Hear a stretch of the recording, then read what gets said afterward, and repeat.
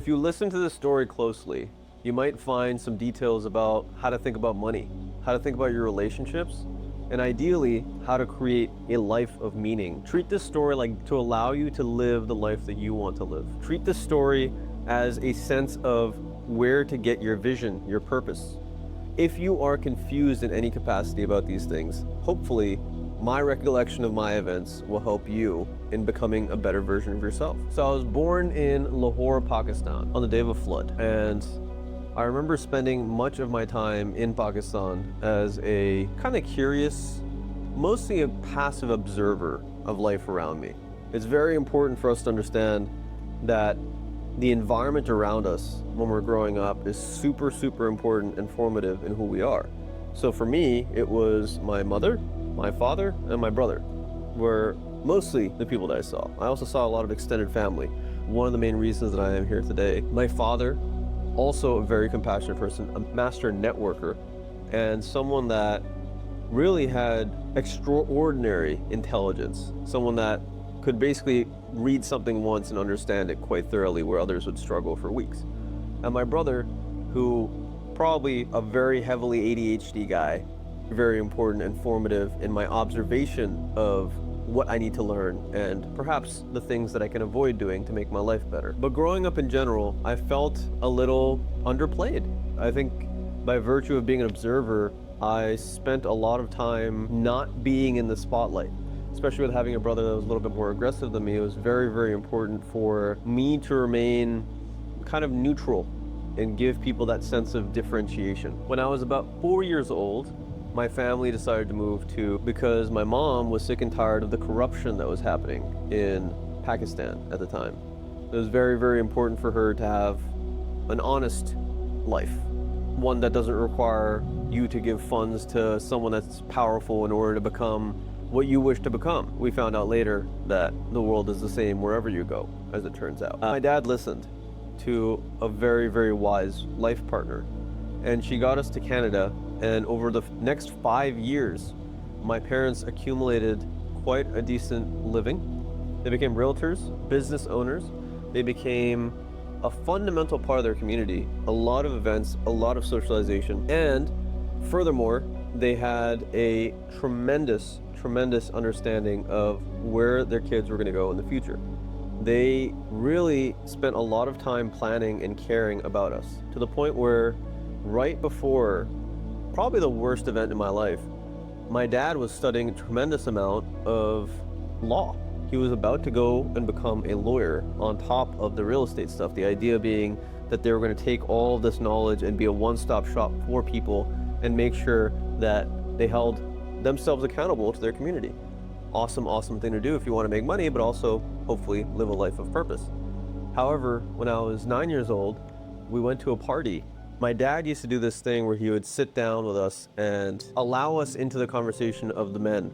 The way that he carried himself and the way that he paid attention to the little details, my dad was able to carry attention and do it in a way where people were not offended, which is very, very formative in my years of developing as a leader and also communicating in the public. However, when I woke up the next morning to my mom shaking me, she said, "Your dad has passed away." And it was quite the shock to me. As a young boy, really it didn't even seem real. And when that type of thing happens to you in life, it is a bit of a gut punch. But if you do not have the awareness to say, what does this mean in my life? It doesn't really mean much. So for a long time, I went with basically not acknowledging that my father had passed away in my own head. And to some degree, I still basically don't acknowledge that too much. But it did change the way that I looked at things. Things started developing very rapidly. I was in 5th grade, and a few months went by, my mother decided that she needs to leave Canada. As far as what I learned in Canada before moving about myself, I was a class clown, and I understood the importance of taking into account, I guess, the room, but also the importance of taking into account other people's emotions. It was very, very important for me to provide psychological safety to the people around me, and very, very important also to create some sort of intention in my environment, some sort of communication that would make it a lot easier for us to understand each other and to have a better time. I also spent a lot of time talking to my professors, and I understood that there was some wisdom there that I really needed to get. When we left California, I was finishing my 6th grade year, which in the United States is your first year of middle school. We moved to Massachusetts. I made my first group of friends there in Lexington that lasted me for the next 10 years almost. I remember in middle school in 7th and 8th grade, I spent a lot of time creating opportunities for our friend group to hang out. I was really interested in social dynamics, in the role that each person plays in a group. And I got more and more intrigued when I intuitively got into leadership situations where I'd be like, okay, this is the game that we're playing, this is how we should vote on the teams, this is where we're gonna hang out. It was always intuitive for me to do that type of thing. Why? Because I had seen it in my dad, and because to some degree I'd seen it in my mom. I was very intentional about how to keep the group together and how to add new people to the group. I was actually very curious about certain individuals that I saw that were curious and quirky enough for me to pay attention to, and actually talking to them one-on-one and making them feel cared for and making them feel heard, which was and still is a very valuable skill set to have in life. If we can entertain people, or if we can be curious about people, it tends to net a lot better benefits for not only the person that we're trying to entertain, but also for us in terms of what we get out of the relationship, how the communication actually builds who we are. 7th and 8th grade, I spent in Massachusetts, but I had to move away again because my mom was still studying. And so freshman and sophomore year of high school, I spent in Connecticut, Farmington, Connecticut to be exact, where I got my first dose of difficult education. I actually fell in love in sophomore year of high school and I got my heart broken. In junior year, I moved to Alexandria, Louisiana, where my mother was going to LSU and taking some other courses doing her dentistry stuff. As a junior in high school, coming from the Northeast, I spent a lot of time in that year observing for the first couple months the folks that I'd like to spend my time with. Through my observations of these folks, I finally asked one of them, hey, let's hang out. And he invited me over to his house, and it turns out all of the people that I pinpointed were actually in that room watching Pulp Fiction with all of the other seemingly intelligent people to me. It brought to my attention that birds of a feather flock together. That oftentimes in society, you'll see the people that are making the biggest changes end up knowing each other. The people that end up thinking a certain way or feeling a certain way to you might indeed know each other or know someone that reminds you of them. And it's very, very useful to start thinking about life that way too. Because if you make friends with people that align with you, even one friend, especially if it's a new friend that already has a friend group, there's a very good chance that you're gonna find other people that also align with you. Really useful strategy when you move to a new place. What happened afterwards is I had some very deep relationships. I learned a lot about myself in terms of how to hold myself in a way that is mysterious enough but authentic enough to warrant getting opportunities. So we ended up moving then to Lexington, Massachusetts again in my senior year of high school. My mom had her final opportunity. And the entire time from Connecticut to Louisiana, I was actually still communicating with my friends back in Lexington. We were still playing games online. Probably part of the reason why I didn't make friends so quickly was because I still had friends back from where I was. And I was very quickly also getting the idea that I might be coming back to Massachusetts. My mom basically said, you have two options, Virginia or back to Lexington. I said back to Lexington. And so she was kind enough to offer that opportunity. I wanted to get people to be curious about something. I wanted them to ask questions, and I wanted them to observe their own life. And ideally, I wanted the observers of the conversation to walk away with takeaways, to walk away with conclusions that would help them in their life. I always tried to make these conversations, and most of the things that I've done in my life, positive. Generally inclusive psychologically, and also something that helps to build people. In high school, I also learned a lot about loyalty because I spent a lot of time reaching out to my friends and actually taking a tremendous amount of time to go and visit them when I was all the way in Louisiana or all the way in Connecticut. And they never did the same. And looking back at it, I should have seen it as a sign, but I just didn't know enough. Guys, your core values are set pretty early on in your life. The issue is that you don't know when people are going against them because they haven't been tested yet. They haven't been put through stress. I went to college in the University of Massachusetts Amherst, and I majored in microbiology. I actually started off in computer science. I wasted a lot of time in college where I could have been doing a lot more. I mean, you have people that are your age all around you.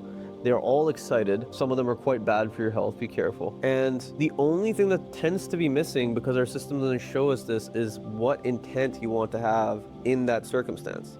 If there was intention, I would have probably spent a lot more time building who I am today faster.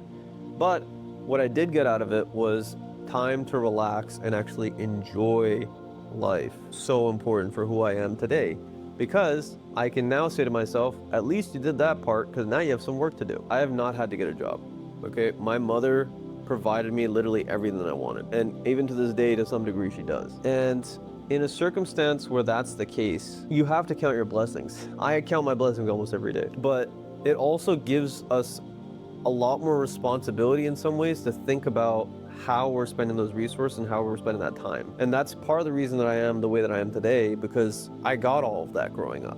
So why am I not doing more for other people that don't have that stuff? Sometimes life just gives you these clues. It's part of the reason why I still remain fairly spiritual. Just look out for them. Sometimes people are really looking out for you. I wish the guy himself was intentional enough to actually tell me how to get the job that I should want, but I know the skills now, so I teach them to other people. Sophomore year of college, I also started playing music. I love music. I have an album. I have a couple of albums out. Go look up Turabify on Spotify and make fun of my music.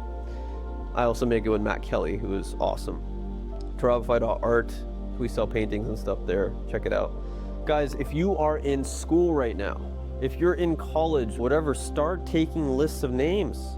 Start creating these things so that you can use them later. All of the people around you are literally going to be adults in a little while, and you might need them, especially if you intend to stay in the area. There is no reason why you shouldn't have at least first name, last name, phone number, email address, and who the hell they are. Something to remind you. I swear, that point alone is gonna make a drastic difference in your life. I mean, people literally get paid to make lists of people. People pay for lists of people. You have people around you that are going to be your age later on. Please take the advice and make the list of those people. You never know how they can be useful or how you can be useful to them, which is how you get paid for services. My GPA in college wasn't great. I think I was, well, it was pretty good. I think I had like a 3.4 or a 3.2 or something. So I couldn't get into dental school. My mom in my senior year was like, get your shit together, get to dental school. And so I got into a post-baccalaureate program at Temple University in Philadelphia. And we spent the entire year really understanding what it takes to study. And what it really took to study is just putting in the reps. So the education system doesn't really teach you how to think. The education system teaches you how to memorize and do what they want you to do. That's what syllabuses are. That's what a lot of the exams are. And at least I can speak on the part of the medical curriculum or the health sciences in general. It's really fucked up. And for those of you that are pursuing it, I wish you the best of luck in terms of maintaining that ability to think. Especially with ChatGPT around, please, please, please spend some time being creative. It will help in every single way. And will probably get you paid more because other people are not doing it. We are raising generations of leaders that know how to memorize but not really think. As far as the things that I remember that were consistent, and I always try to remember consistencies in life because they seem to have spiritual messages attached to them. In junior and senior year of college, I actually had to move off of campus because I got caught drinking too many times. And I moved to a apartment that my mom paid for, a studio apartment, and right outside of the window was this like 100-and-something-year-old willow tree. I looked out the window, and anytime I was thinking about something, I could see this beautiful tree, and it was just swaying in the wind, or in the winter. I got to see it for 2 years. It was the most beautiful thing ever. And then literally in junior and senior year of dental school, I looked out the back window almost every day, and I saw a tree in North Philadelphia. Now, North Philadelphia is not known for its trees, but for some reason, right outside of my window was the one tree that you could probably see from blocks and blocks away. Trees to me have always served as a phenomenal guide, because anytime that I was stressed out or depressed or seeking solace from my own thoughts, I could think about this tree and I could say, thank you, tree. Thank you for allowing me to feel like I'm not alone, for allowing me to feel like there's something larger in this world than my stupid thoughts. I also learned a lot about the fact that you just have to appreciate the things that need to get done in life. Dental school taught me more than anything else that you can sing and dance and do whatever you want in life, but if there's a fire, you gotta run with the rest of the crowd. Now, that's not always the case, but it's basically always the case. You need to have your survival instincts intact if you intend to do anything in society. You need to understand that money is important. You need to understand that there are certain things that you have to get done in order to actually flourish in this society. Because if you don't, you're not going to be all that useful to people. 6 months after all of the other students in my class graduated, some of them dropped out, obviously, but I had to stay there and I had to eat it. And I had to think to myself, okay, how do I maintain this music stuff that I was doing and this community service stuff I was doing and this philosophizing and this like walking around woods and finding myself? How do I rationalize that and put it into movement? And then I came across Grant Cardone's videos and then Evan Carmichael. And they taught me about personal brand. And they were like, dude, go make a personal brand. What are you doing? Like, this is super easy. So then I was like, okay, cool. I got one thing to hold on to. I suck at everything else, clearly, because I haven't graduated yet. And my most important task is to make sure that I make a video every single day and post it on YouTube. Here I am, 3 years later, still posting videos. I don't think every day, but actually, I think every day. Let me know if you like them. I also learned through that process that you need to have a vehicle. The vehicle needs to be intuitive when it comes to where you're going. The vehicle needs to make sense for where you are going. And dentistry is such a powerful vehicle. Any job that provides you with a salary that's above basically $70,000 a year, you are in a phenomenal vehicle to start building your life. So valuable to have something like that. And mind you, I did not like dentistry. And to some degree, I still don't like it now, but I like it more because I'm better at it. One of my mentors says, oftentimes to get to where you want in life, you have to do something you hate. Figure that out. Figure out where you're willing to take the L and go and take that L. If it teaches you lessons, it's better than not doing it. Peace.